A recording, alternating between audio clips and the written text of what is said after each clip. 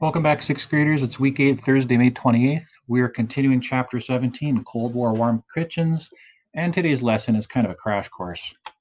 Announcements. I am updating grades. Please finish your summatives. Email me if you need something updated. And our last summative will be next week, and that includes World War II, Cold War, and future lessons on chapter 18, Taking a Stand.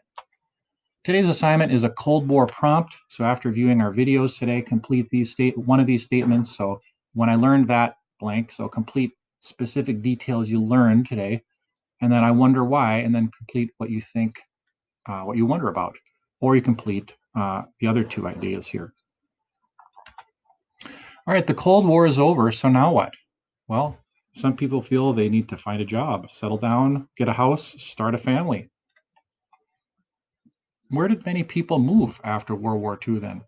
Did they go to a rural area, small town? Here's my hometown. Suburban area or an urban area? What do you think? Well, you're right. Well, actually, here's not.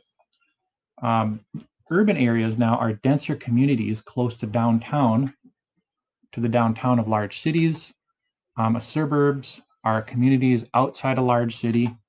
Small towns are a few hundred or a few thousand people far away from a large city, so near rural areas, or rural areas away from a large city or small town. Well, many people moved to suburbs, and thousands of new homes were quickly getting built in the suburbs. Here's an example of a 1950s style suburban home. Now, suburbs, though, were racially segregated, and even in the contracts written between sellers and purchasers, it would say things like this: said property shall not be sold or rented to or occupied by any person of Black, Semitic, that means Jewish, or Mongolian, meaning Asian races. So this was kind of a one-sided move for a while. And it did have an effect on urban areas. So urban areas then began struggling as many people moved out.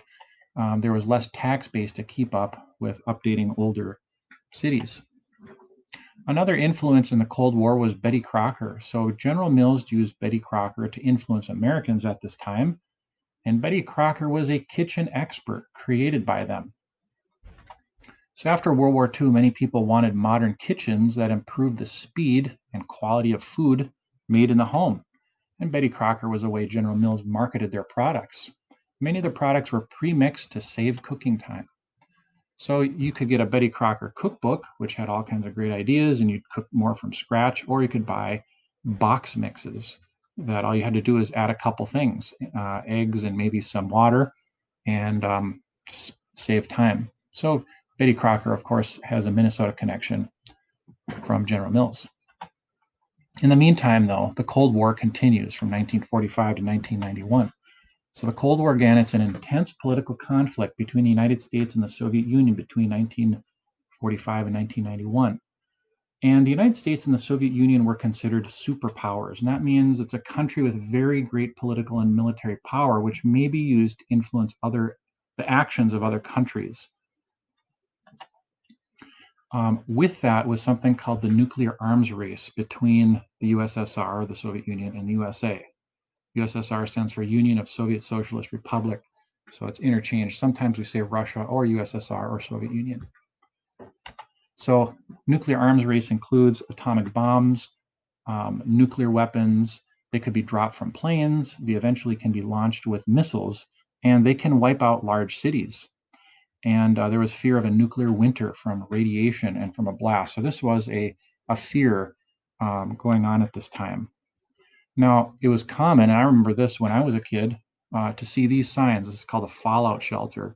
And often you'd see them in big brick buildings like schools or city halls. And that was to indicate this is a place you would go in case there was a nuclear attack. All right, and then I'm going to talk about the space race in just a second. I'm going to pause this video and right